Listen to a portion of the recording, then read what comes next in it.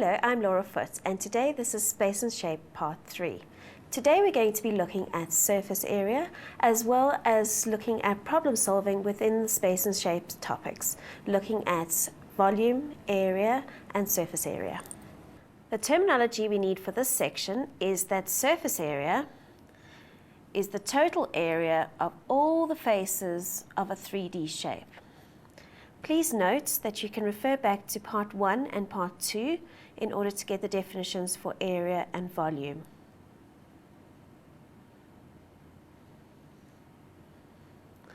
Right, let's look at example number 1. Here we're looking at surface area.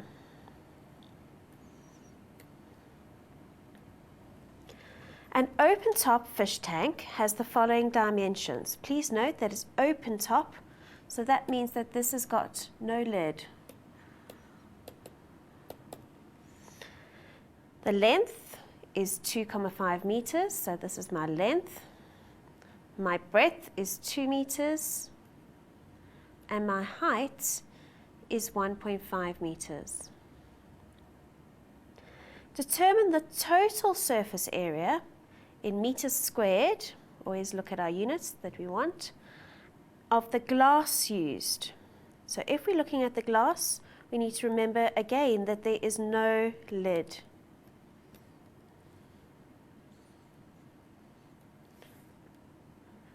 The surface area of a rectangular prism is equal to the length times the breadth. Now this would be the bottom of my shape, and therefore there isn't a 2 in front here, so that you can see that there isn't anything for the lid. Plus 2 times the length times the height. The length times height will be this face over here.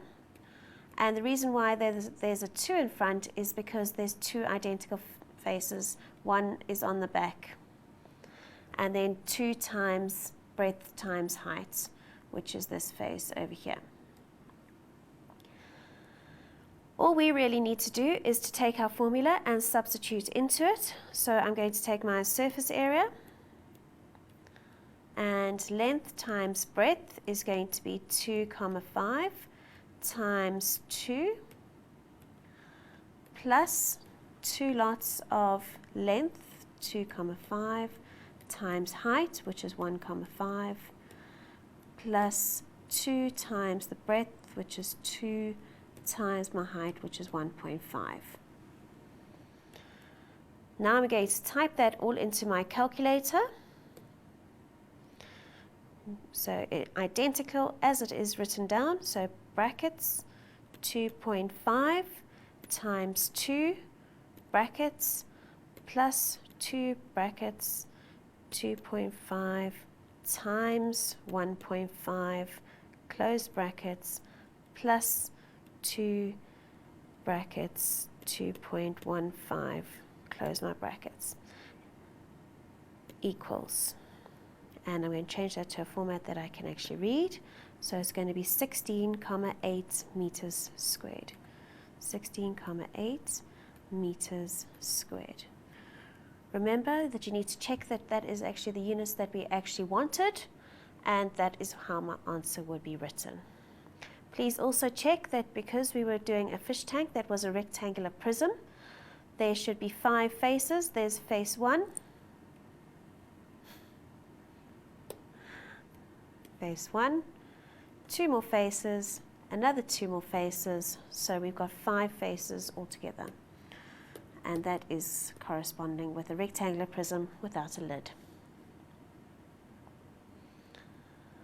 Let's look at the next example. Find the surface area of this cylinder if the dimensions are the diameter is 10 centimeters and the height is 20. Please note that when we're looking at our cylinder surface area formula, they don't want the diameter, they want a radius. That R stands for radius. So therefore I need to change my diameter, because this is my diameter is 10. So therefore my radius will be equal to 5. So I'm going to write that down so the examiners know that I know that my radius is 5 centimeters.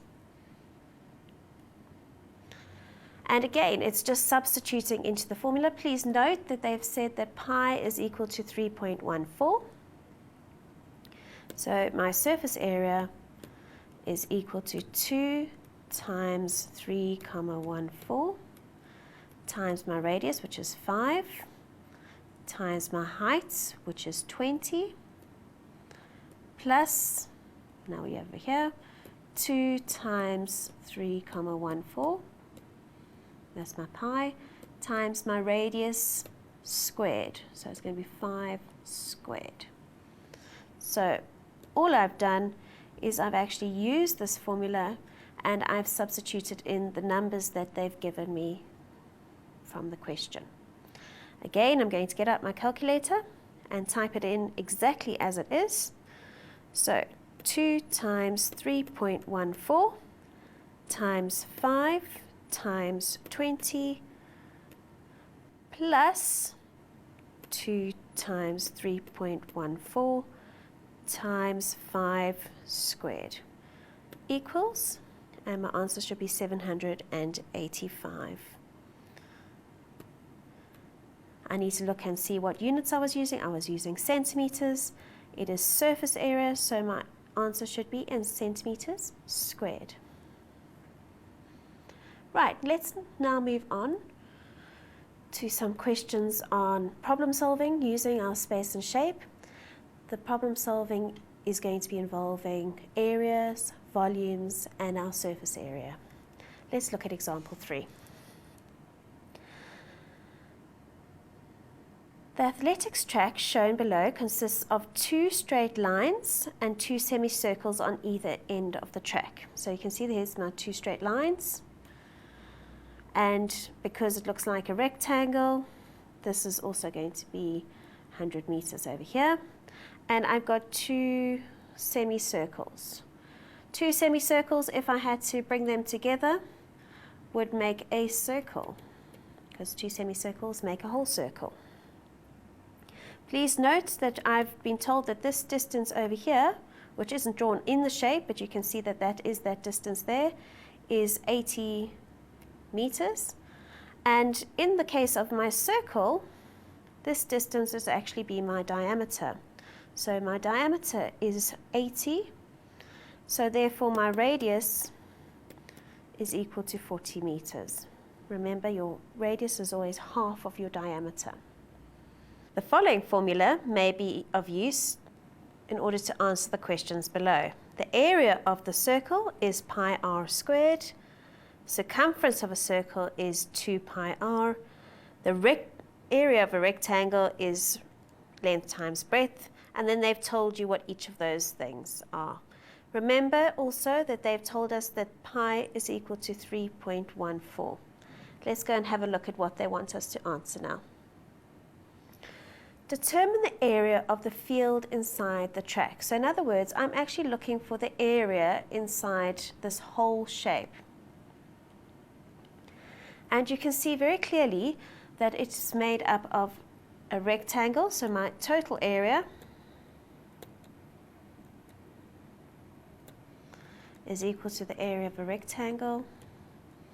I'm just going to draw pictures, plus the area of 2 semicircles, and you can see that that one semicircle plus that one semicircle actually makes one circle, so I'm going to find the area of one circle.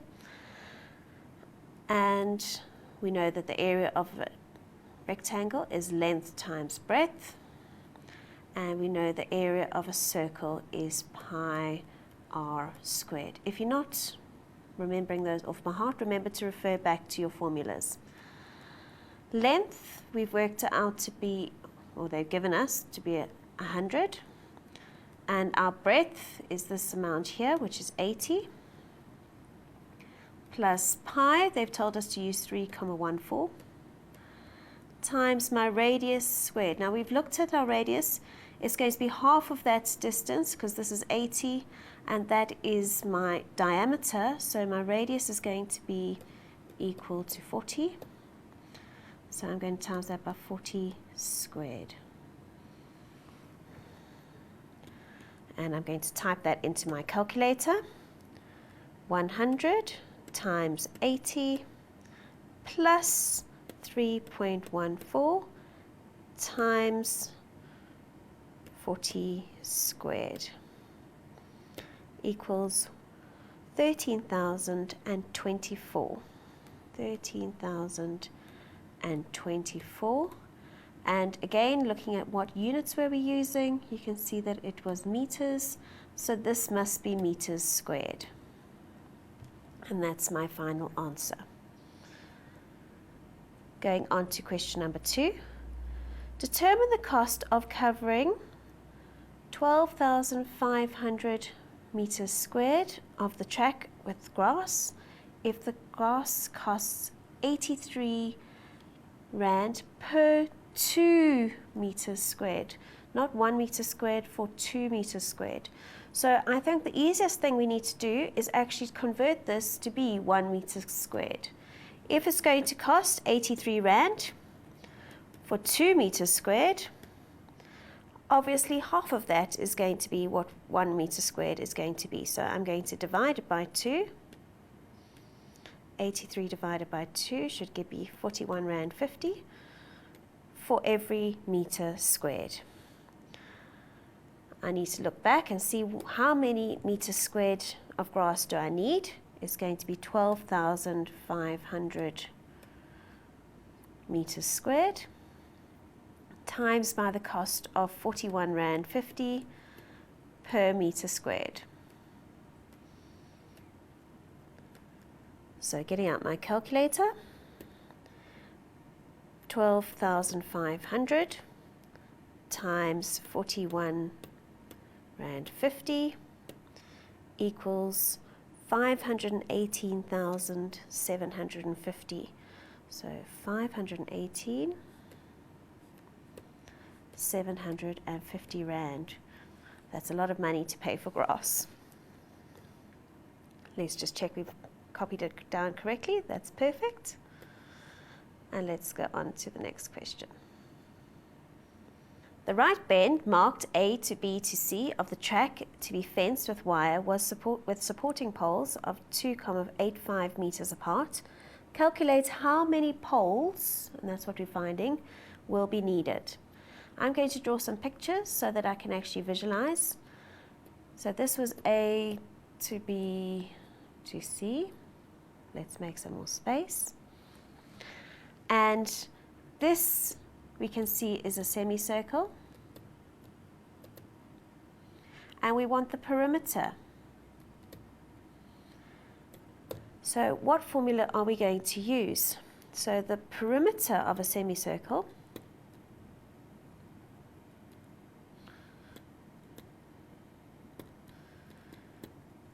is equal to half of the circumference of the whole circle.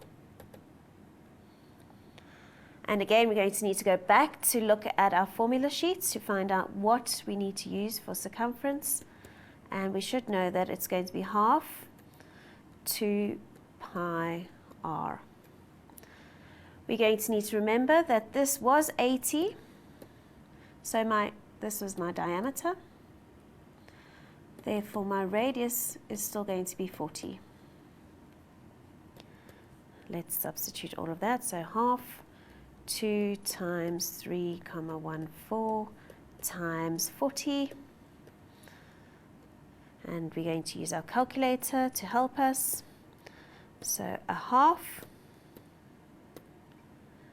brackets,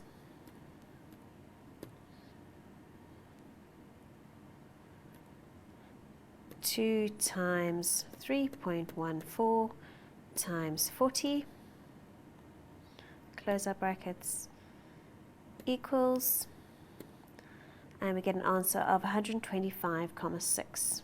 125,6 meters. So that's the distance around this side of the track. Now, is that what we were actually trying to find? No, because we were actually trying to find how many poles. So how am I going to actually work that out?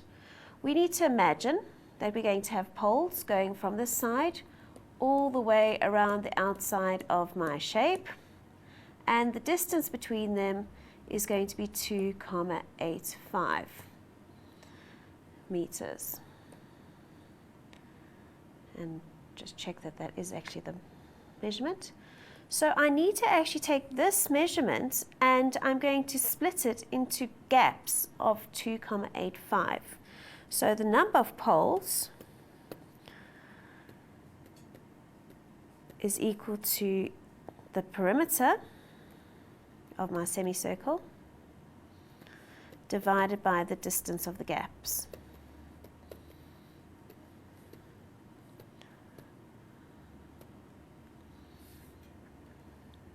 My perimeter is 125,6 meters, and I'm going to be dividing that by 2,85 meters, which is my gap. Again, let's get out our calculator. We've already got our 125,6 there, so I'm going to just use that, and I'm going to divide that answer by 2.85. And I get an answer of 44,07, and it goes on. And this is the number of poles. So in a sensible answer, we shouldn't have any decimal places because I can't get 0.7 of a pole. So therefore, my final answer would be equal to 44 poles.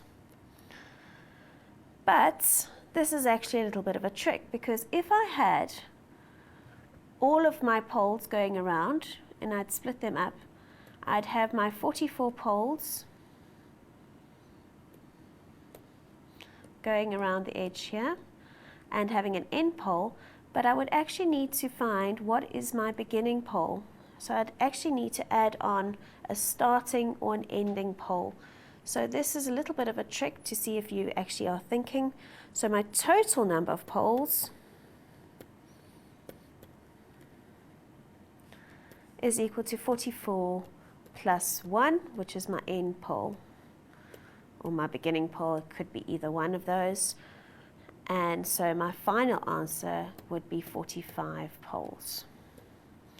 And this is where you need to be really, really careful, because this is where the examiners like to try and trick you and see whether you are actually thinking about the question and whether you are actually understanding what you actually are trying to do. In order for the fence to stay up, it needs to actually be having a beginning and an end pole.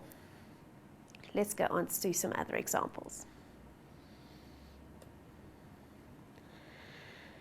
Example 4. A company manufactures electrical geysers out of steel. So, all right.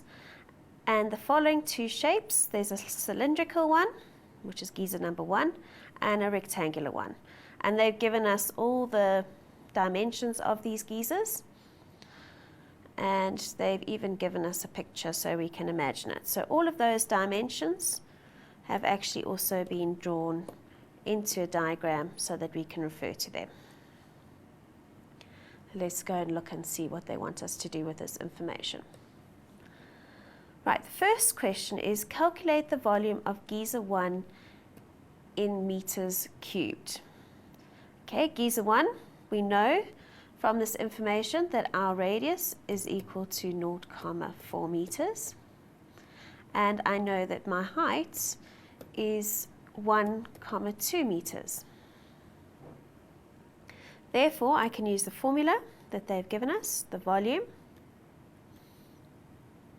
is equal to pi times my radius squared times my height. And pi, they've told us to use 3,14.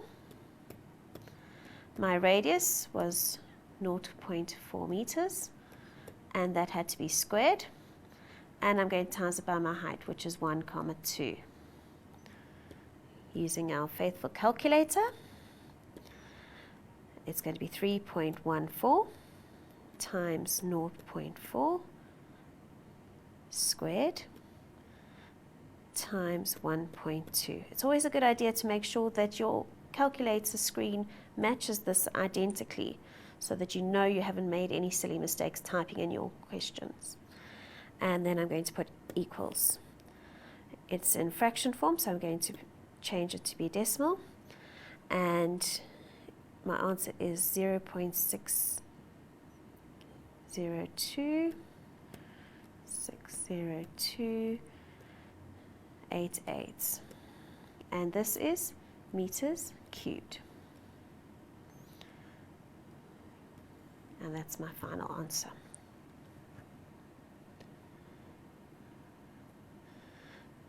The next question is to find the volume of geyser 2,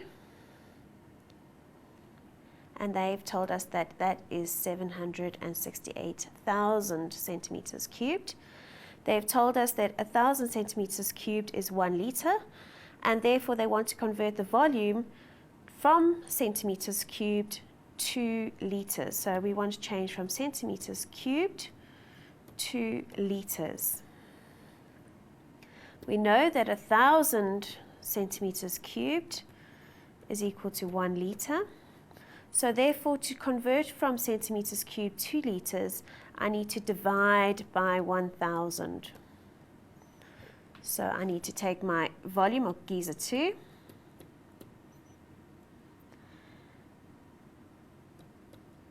it's going to be 768,000 and divide it by 1,000.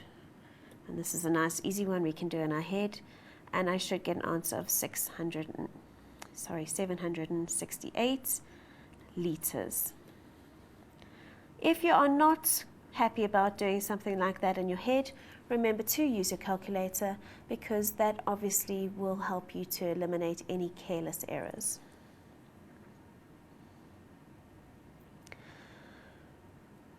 Right, now the next part of this question, it says that if 1,000 centimeters cubed is equal to 0.22 gallons, remember gallons are imperial units,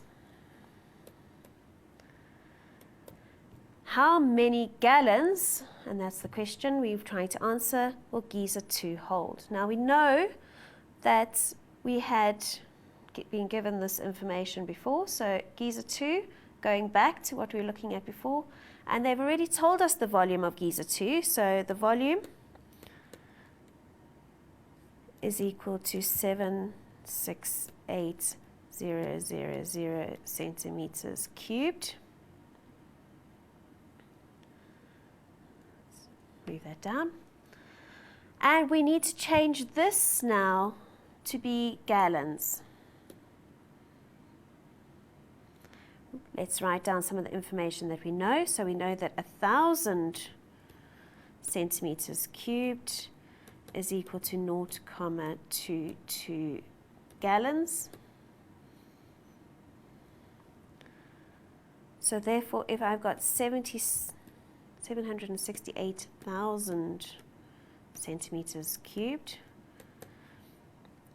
you can see here that I've actually got 768 lots of gallons. So I need to say the 768 times by 0.22. Another way of looking at this is to think that, well, this is 1 liter, and we know that this was 768 liters. And so 1 liter is equal to 0.2 gallons. So therefore 768 liters will be equal to 768 times 0.22. Let's use our calculator. So 768 times by 0.22 equals 168,96. 168,96 gallons, as that was the unit they were asking us to find.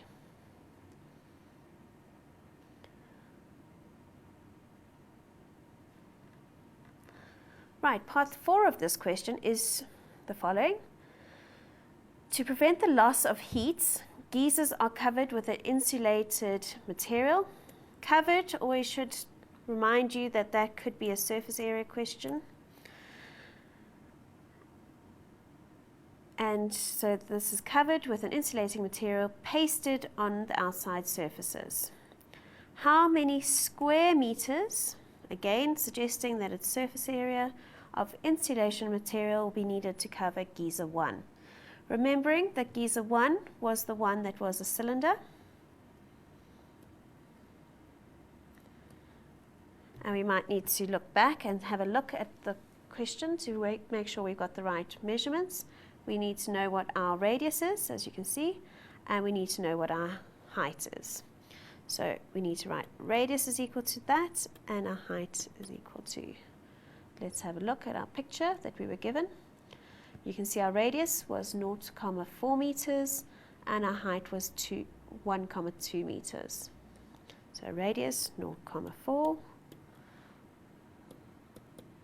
and 1.2 is our height. So now we're going to use our formula that's been given. Again, note that pi is equal to 3.14. So surface area is equal to 2 times pi. So it's going to be 3.14 times my radius, which is 0.4, times my height, which is 1.2, plus 2 times pi, which is 3.14, times my radius, 0.4 squared.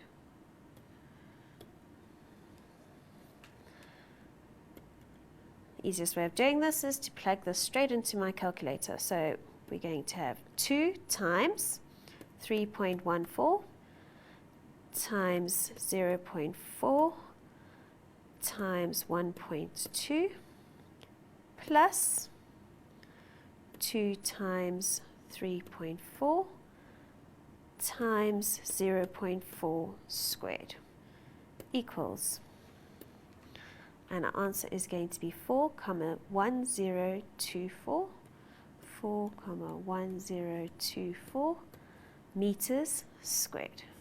So that's how much the outside of my cylinder would be. So that would be 2 lots of my circle plus the distance around my shape times the height of my shape. And that's where this formula comes from. But 99% of the time they will give you the formula, so don't worry about that.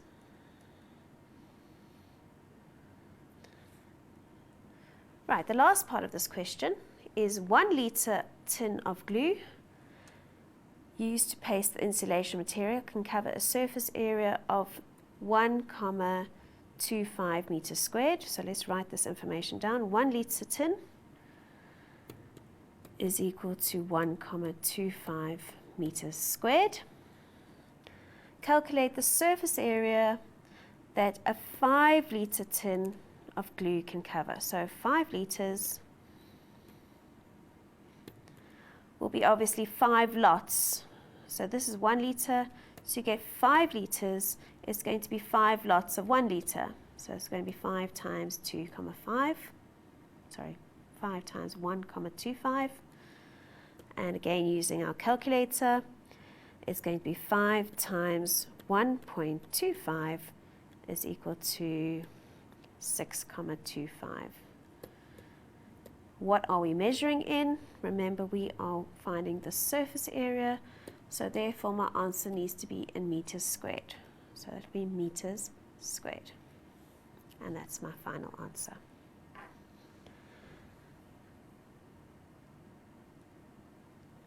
Let's look at example number 5. Tandy washes her dishes by hand 3 times daily in 2 identical cylindrical basins. She uses one basin for washing and the other one for rinsing her dishes. Each basin has a radius of 30 centimeters, so radius equals 30, and a depth of 40 centimeters. So my depth is equal to 40 centimeters,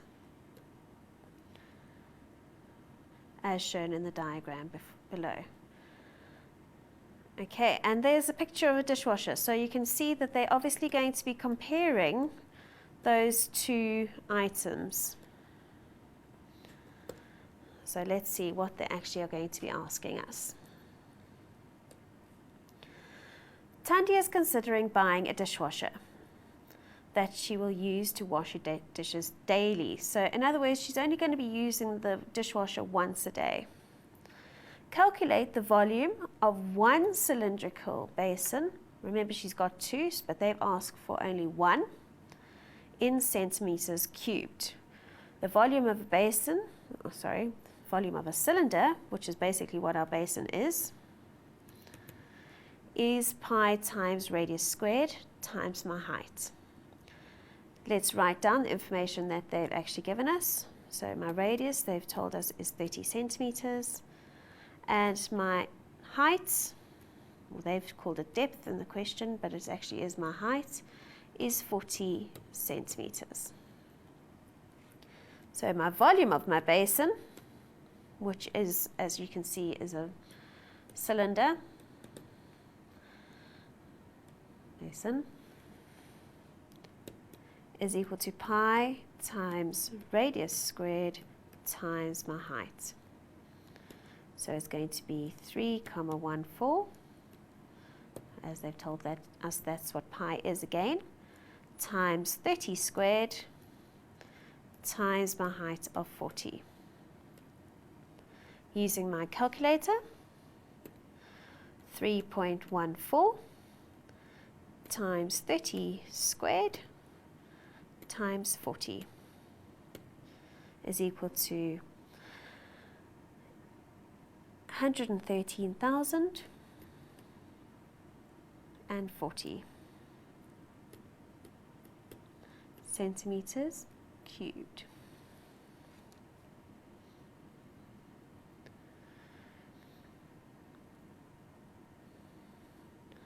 Right, the next bit of information. Tandy fills each basin to half its capacity whenever she washes and rinses dishes. Calculate how much water in liters she uses daily to wash and rinse the dishes by hand. So we know that she's got two basins, half filled, which actually then would be the same as one basin. And she wants to know how much water she uses daily, but remember she washes 3 times a day. So one basin, 3 times a day, is actually equal to 3 basins of water.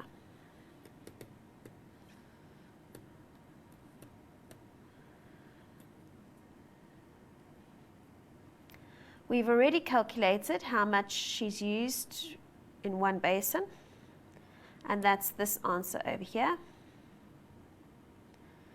So one basin is equal to 113,040 centimeters cubed. And we now need to change that to be liters because they want to know how many liters of water she uses per day. So I'm going to change that to be liters, and I'm going to then divide this by 1,000 to change it to be liters.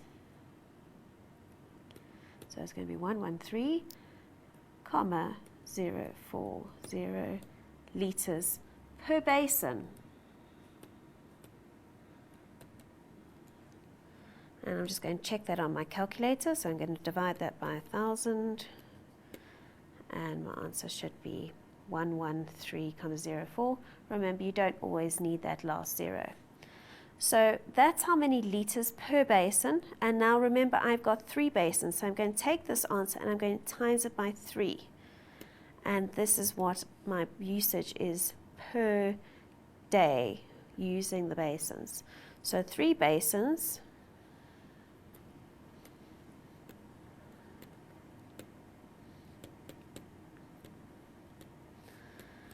is equal to 3 times 113,040,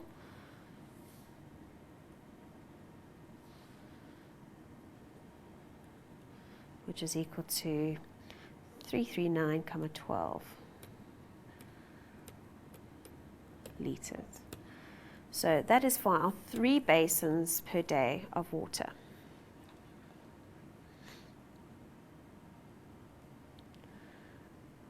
Right, the manufacturer of the dishwasher claims that their dishwasher uses 9 times less.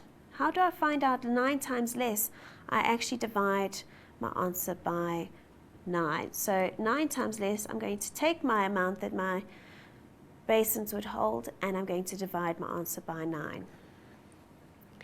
So the manufacturer of the dishwasher claims that their dishwasher uses 9 times less water in comparison to washing the same number of dishes by hand. How much water would this dishwasher use if Tundi's dishes daily? So I need to take what Tundi's dishes were daily, and I can cheat and use my calculator to show me what that answer was. It was 339,12, so 339,12. So daily water use is equal to that. This is by hand. And they are claiming that it would be 1/9. So that would be divided by 9. So the dishwasher, and I'm going to write dishwasher claim because this is what they're claiming, it would be 339,12 litres divided by 9. So take that answer and divide it by 9, and I get an answer of 37,68 litres. Okay, so that's how much the dishwasher company is claiming their dishwasher will use. And the next question, which is a harder type question, it says, is the claim of the manufacturer realistic? Justify your answer by giving a reason. Now, in these type of questions, you will notice that they are asking your opinion. And as long as your opinion is mathematically correct, generally speaking, you will get your marks. But obviously, you need to make sure that it is actually mathematically correct. So let's have a look and see, is it feasible to use 37,68 litres for your dishwasher? If we look back to one basin,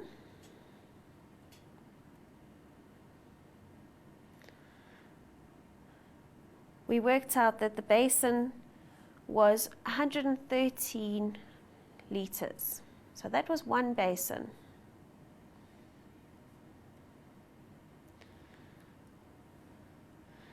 So one basin of water was approximately 113 litres. So therefore, I don't think that this would be a realistic answer. I don't think that a dishwasher would use less than one basin of water to wash a whole day's worth of dishes. So that would be why I would say, no, I don't think that this is correct. So I'm saying, is it realistic? No. As one basin is 113 litres, and they claim to be able to wash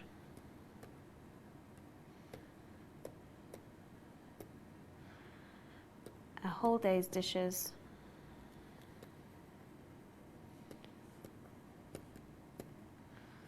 with 37,68 litres, which is approximately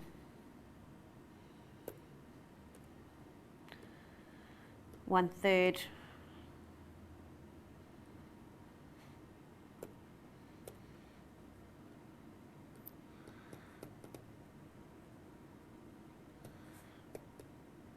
1/3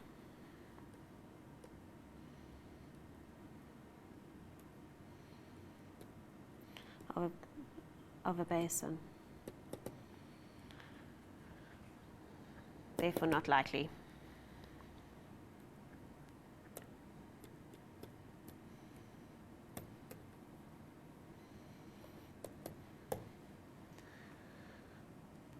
Now obviously if you had actually given a reason why you thought that it was possible, and as long as it was justifiable, you would have obviously got your marks. And generally speaking, these are only worth 1 or 2 marks because obviously it is quite subjective and you need to actually be able to justify your answer in a reasonable way.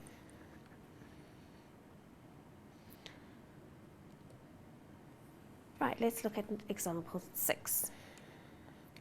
The diagram below shows the basic outlay of a rectangular garden.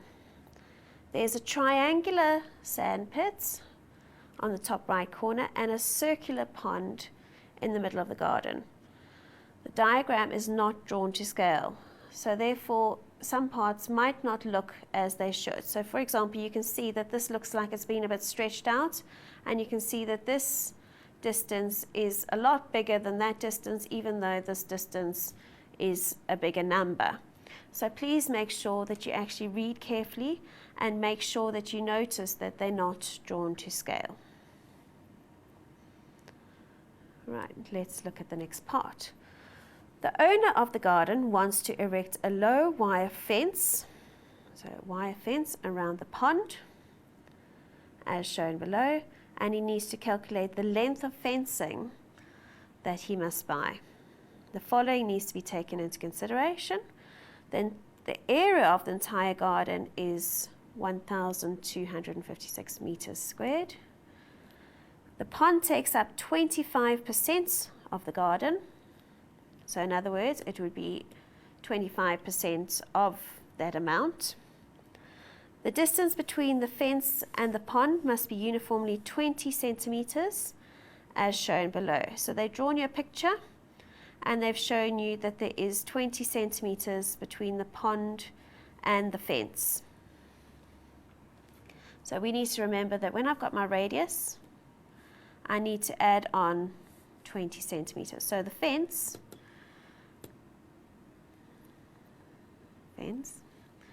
is equal to my radius plus 0.2 meters. Because we're talking about meters before, this will be in meters.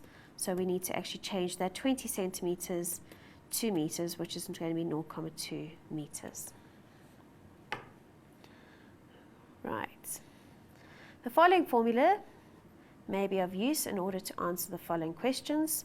They've given us the circumference, the area, and again that pi is equal to 3,14. Calculate the length of the radius in meters of the pond and round your answer to 1 decimal place. Right, let's have a look at the information that we've been given. You can see that they have not given us the radius, so that's what we actually are trying to find. They've told us that the area of the garden is 1,256, and we're looking for 25% of it. So we know that the area is equal to 25% of the whole garden, which, let's quickly check, 1,256. And we're going to do that on our calculator. 25% of 1,256 equals 314 meters squared. So that's the area of my pond. But that's not what they wanted. They wanted the radius.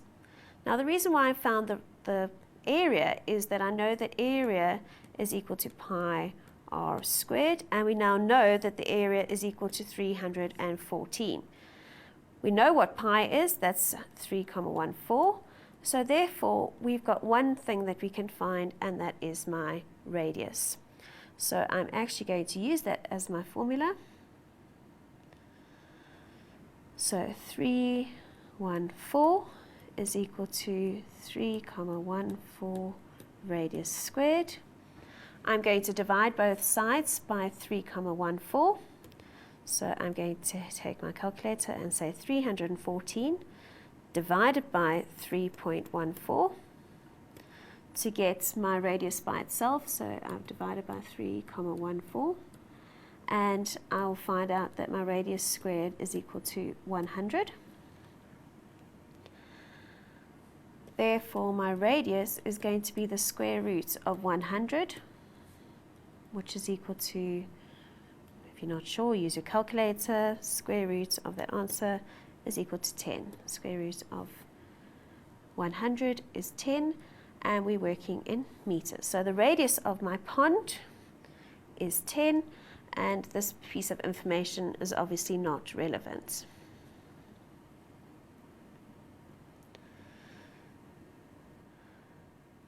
Right, the next part of this, it says the owner has 60 meters of fencing.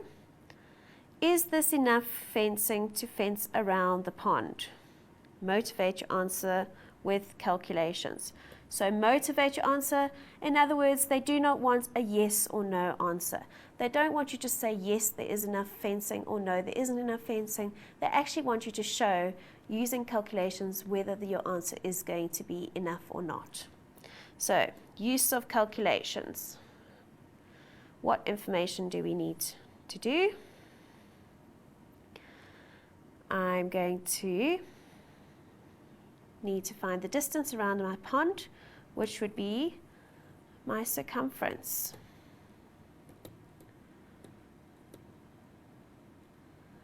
We know that my radius, we just worked out to be 10.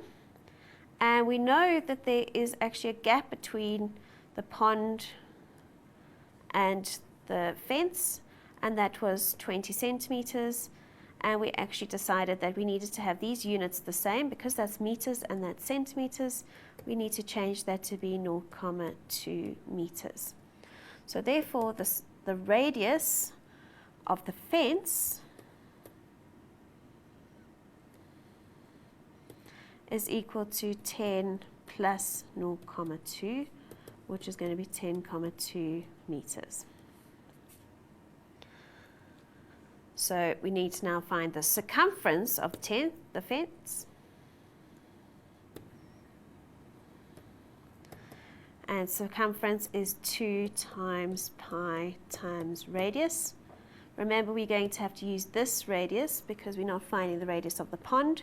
We're finding the radius of the fence, which is going to be 2 times 3,14 times 10,2. Using my calculator, I'm going to add on my 0.2 to get 10.2, and I'm going to times that by 3.14 and by 2. Going a bit backwards, but it doesn't matter because we're timesing. And my final answer is 64,056. 64,056 meters of fence needed.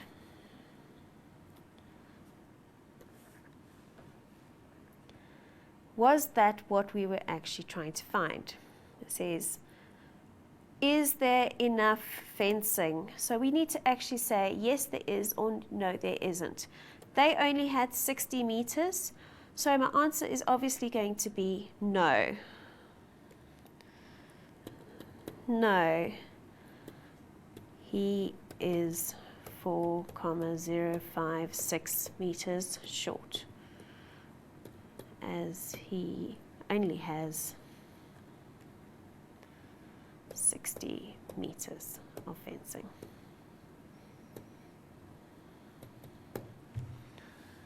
And that's how you would answer that type of question.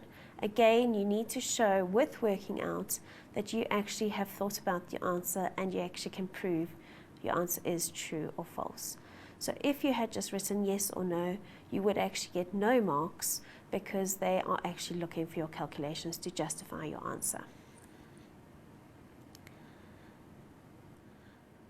Right, the next part of this question, which is still talking about the same garden, is the sand pit is 45 centimeters deep.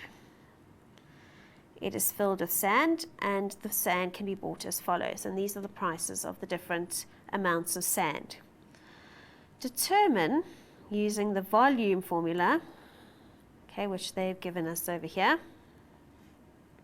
whether an amount of 200 Rand would be sufficient to cover the cost of sand required to completely fill the sand pit.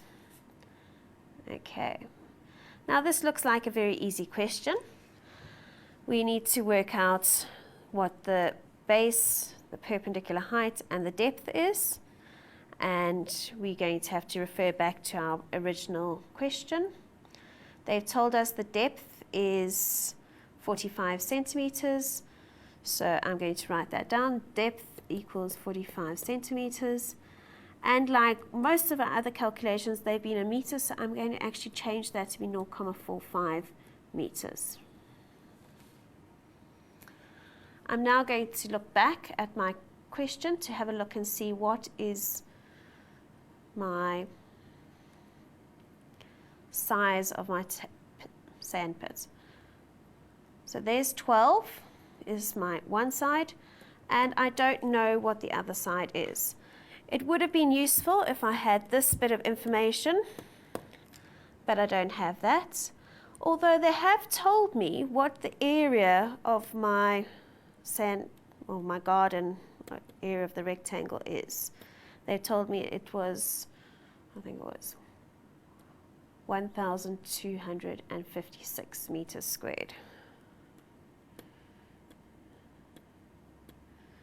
So I could work out this side over here and work out what this distance is. If I add these two together, that would be 32. So if I took my area, this would be equal to my area divided by my side. So getting my calculator out, it's going to be 1256. That's right. Divided by 32, and I'll get 39,25. So this distance here is 39,25.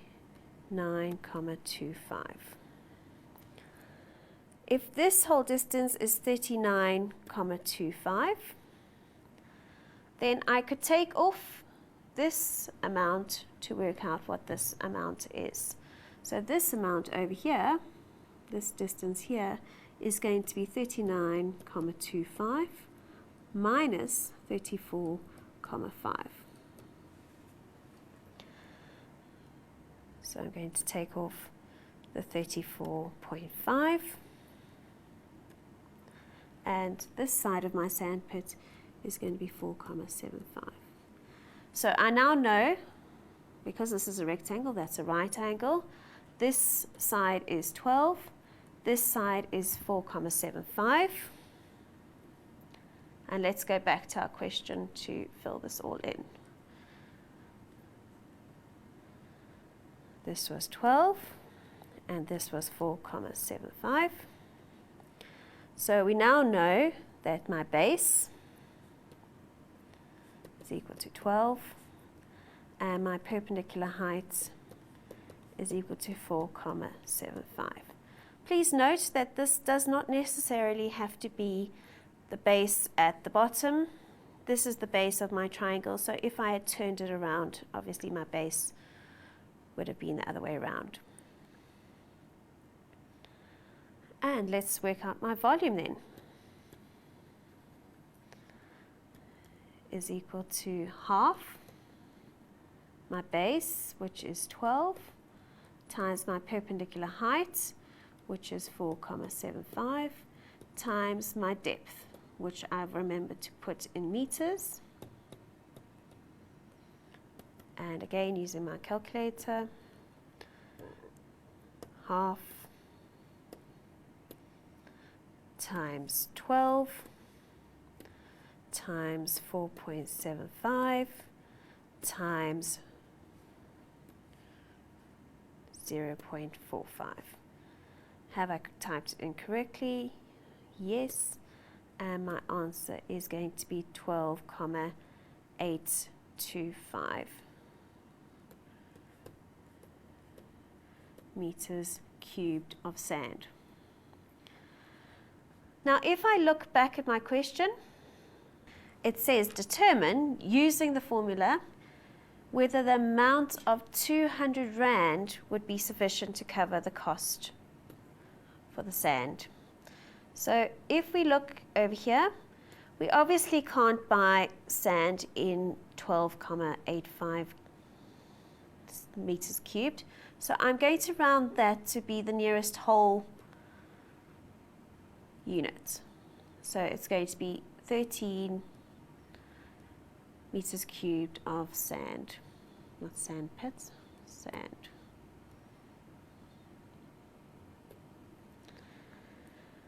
Looking at the costs, if I wanted to make 13 meters cubed, I'm going to need 10, a 2 and a 1 so that I don't have any wastage. So I'm going to have these three amounts. So the total cost would be 125 plus 55. So the cost is equal to 155 plus, always check back. No, it's not 155, it's 125 plus 55 plus 30. And you can see already that this is way over 200 Rand. So if I want to check, 125 plus 55 plus 30 is equal to 210 Rand. So therefore, 200 Rand is not going to be enough. Always make sure that you have actually answered the question.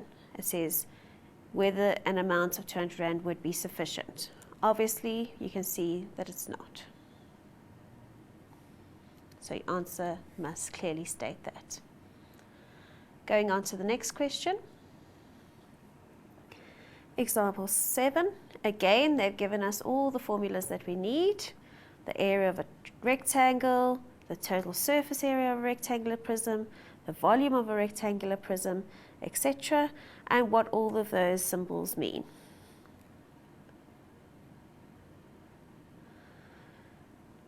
The Choc Special chocolate slabs are the shape of a rectangular prism. Okay, they've told us that this is actually a picture of a chocolate, obviously a diagrammatic one, and the dimensions are shown below. So this would be my length, this would be my breadth, and this would be my height. These chocolate slabs are packed into box A or B, and the same number can fit into either box. So they've told us the same number of slabs. Okay, so even though the dimensions are different, they still will fit the same number of slabs of chocolate in them. Please note that they've given us all three dimensions here. We've got our height, we've got our length and our breadth. This one we've only got our length and our breadth, we don't have our height.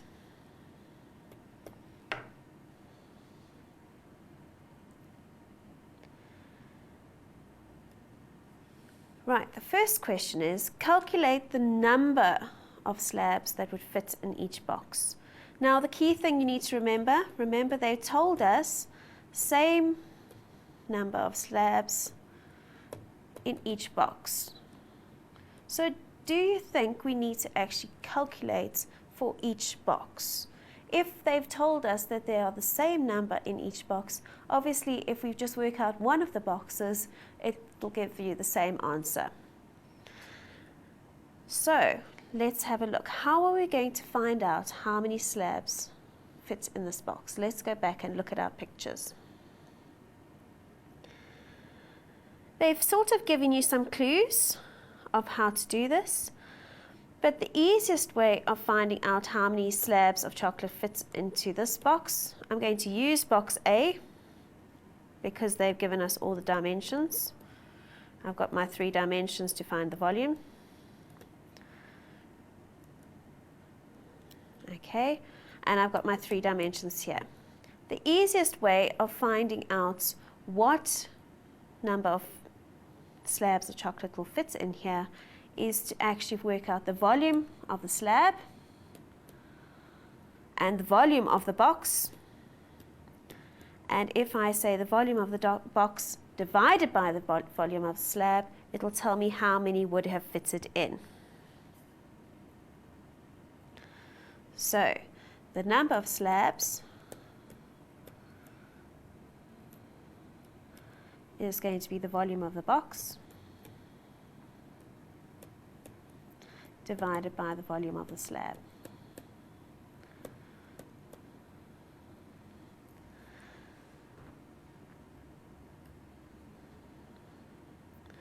Right, the volume of the box is going to be multiplying these three numbers together, so it's going to be 24 times 20 times 15. 24 times 20 times 15.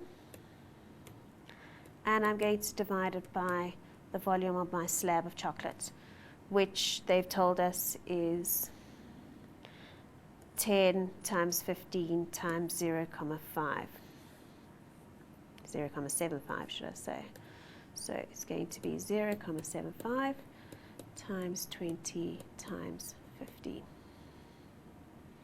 Sorry, that's not 20. Let's quickly change it before we make a silly mistake.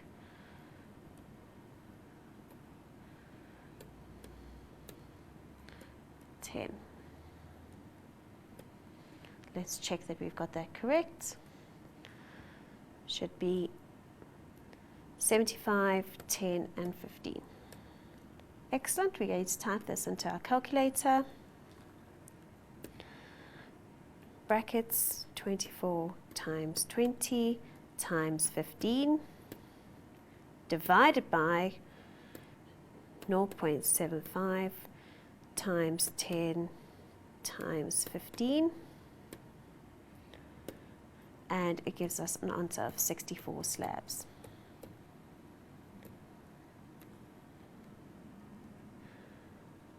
Right, now some of you might have actually looked at this box and thought, well, why do I need to find out the volume? I can see that it would be rows of 2 chocolates per row, and if it is 24 centimeters high, there's a height of 75. How many times does 75 go into 24?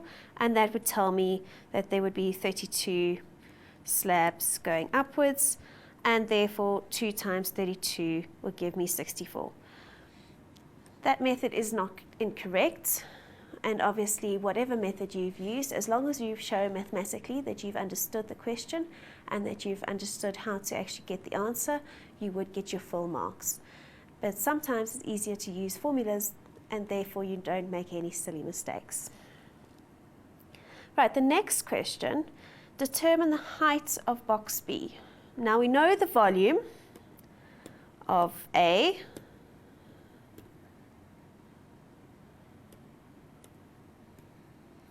is equal to 24 times 20 times 15. And we could work that out. 24 times 20 times 15 is 7,200 centimeters cubed. And they've told us that they are the same volume. So the volume of B is equal to the volume of A. Therefore, volume of B is equal to 7,200 centimeters cubed. And we know that that's length times breadth times height. We have got 2 bits of this information. We've got our length and our breadth, and we're looking for the height. So if we look at our picture, we know our length is 10 and our breadth is 15. So that's 10 times 15 times height.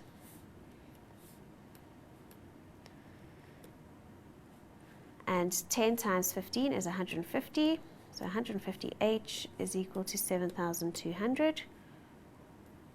And so if I divide both of these by 150, so 7,200 divided by 150, I should get a height of 48 centimeters.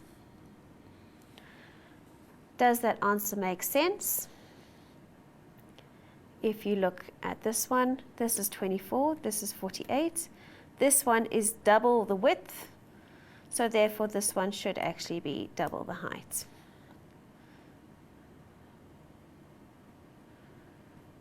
So I'm happy with that 48 centimeters answer. Determine the total surface area of box B. Surface area, we need to go back and have a look at our formulas. We know that our length is going to be 10, our breadth is 15, and our height is 48. So my surface area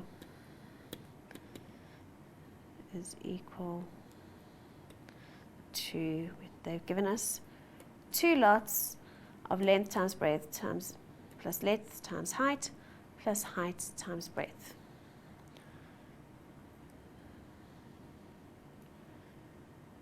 So it's 2 lots, and you basically are timesing each of those faces, plus length times height plus breadth times height.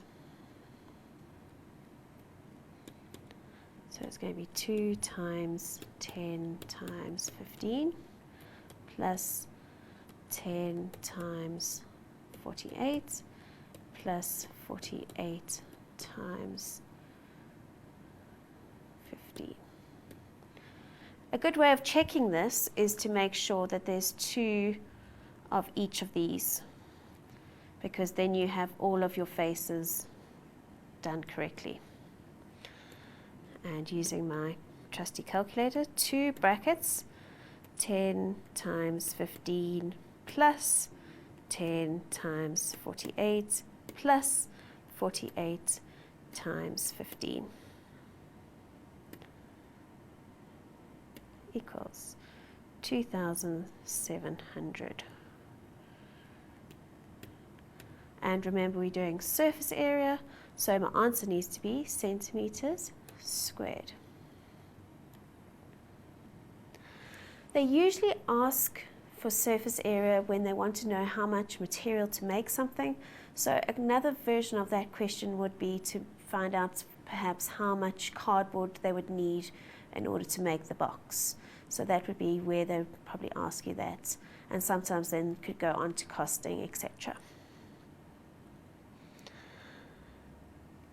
Right, the next question is, if it costs 25 Rand to make 4 slabs of chocolate, how much would it cost to fill box A with chocolate?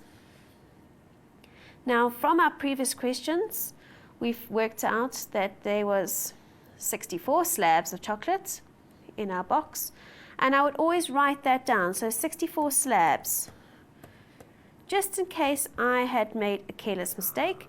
At least then the examiners know what numbers I'm working with.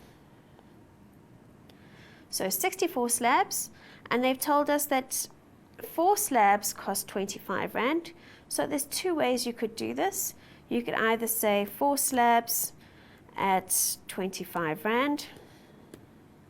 So therefore 1 at 25 Rand divided by 4. Or you could say, well, how many 4s are there in 64?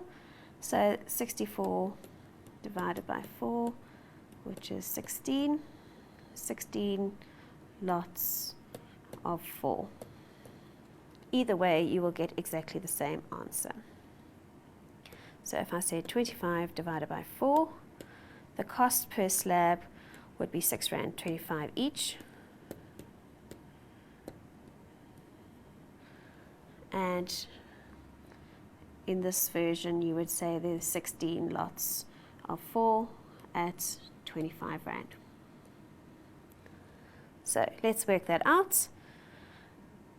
64 times £6.25. So £6.25 times 64 is equal to £400.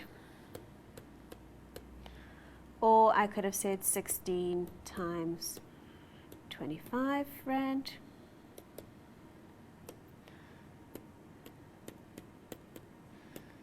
Which is also equal to 400 Rand. So either method would give you exactly the same answer. Well, that's the end of this session. I hope that you've taken away some exam tips, and I hope that you realize that there is sometimes more than one way to answer a question. And as long as you've shown step by step how you've got to your answer, you cannot be wrong. So enjoy.